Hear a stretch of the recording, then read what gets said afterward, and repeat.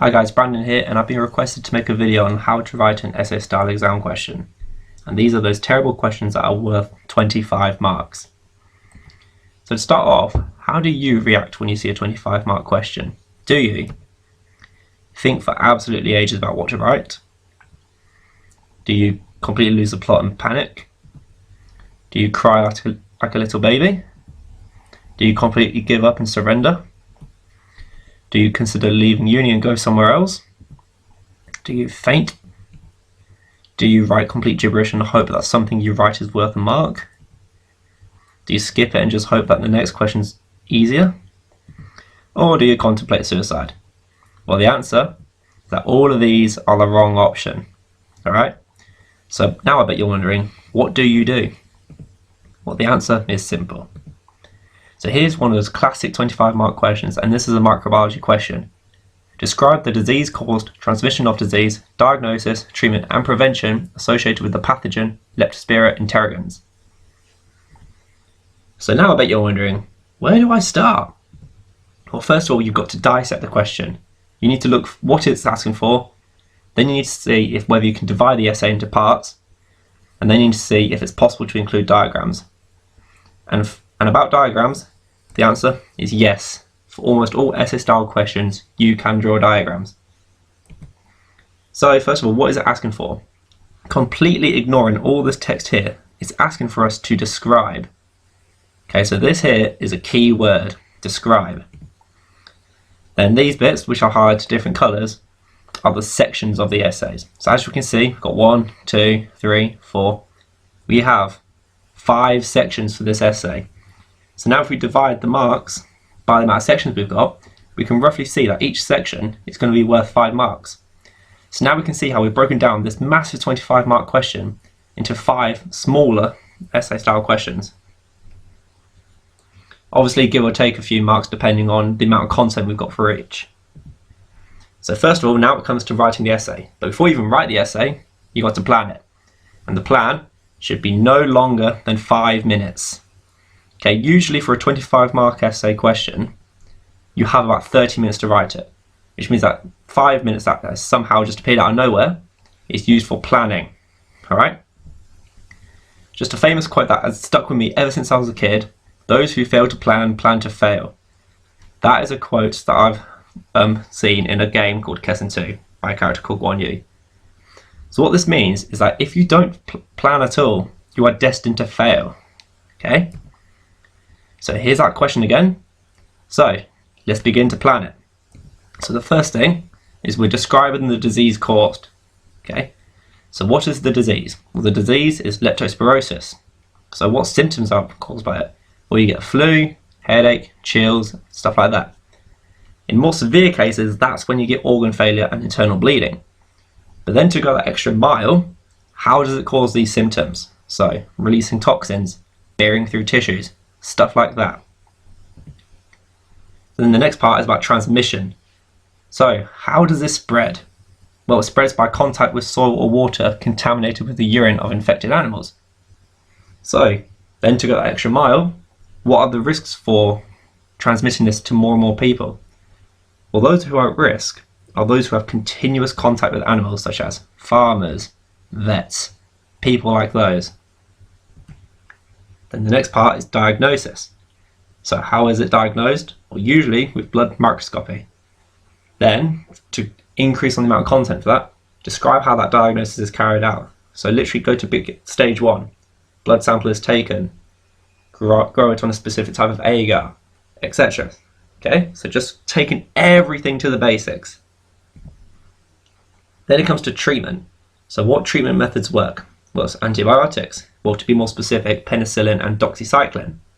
And then for that extra reading bit, how do these work? Well, penicillin is known for interfering with cell wall synthesis. Then you just got to describe how it goes about doing that. Then finally it comes to prevention. So how is it prevented? You can wear protective clothing such as gloves and cleaning and dressing wounds when you go into water that's potentially contaminated. And then just talk about how successful it is. Which, well, it's very successful because the contraction rate is very, very low in the UK. But there's also another type of question you can get rather than describe. and those are explain this. Okay, so if describe is what is it, what do you see, and explain is how does this happen. Okay, so this is another question that I've just plucked out of basic chemistry. So explain, notice explain, how the production of greenhouse gases and CFCs, which stands for chlorofluorocarbons for those of you who are not a chemist, are causing the global temperatures to rise. So here it is, 25 marks. Okay, so when it comes to describing, you're just saying, what do greenhouses do? Well, they trap heat. But to go that extra mile, you need to explain it. So you can say, this does this because, blah, blah, blah, blah. Then you can go on, and that's how you build the explanation essays. But there's a third type, and they begin with discuss. So if describe is, what is it, what can you see? And explain is, how does this happen? Or discuss is about the positives and the negatives. So here's a classic question. Discuss the use of antibiotics in hospitals, taking into consideration the evolution of resistant strains of bacteria. So let's start off with the advantages. So what advantages are there? Cures patients, kills bacteria, saves lives, prevents other people, etc. Then you have to talk about the disadvantages. So about resistant strains developing. Those resistant strains won't be treated with conventional antibiotics. And then as a result of that, greater risk of death in the future. So once you've written a lovely introduction, bam, straight into it. Then this is the one that almost everyone dreads, evaluate. So if describing is, what is it, what can you see? And explain is, how does this happen? And discuss is about the positives and the negatives. Well, evaluate is all of the above, including an equal argument for the pros and cons, combined with a conclusion at the end. So, evaluate whether antibiotics should be prescribed to patients who have a mild to moderate infection. So, to do this, you need to give examples. So, for example, bubonic plague has to be treated with antibiotics because the mortality rate is so dramatically high. Whereas the evidence, you can use history, so the Black Death, there was no antibiotics there. Thousands of millions of people died as a result of it. There you go, you can also give data on that. Then when it comes to talk about antibiotics, say about the pros of them. Well, it helps cure people, etc.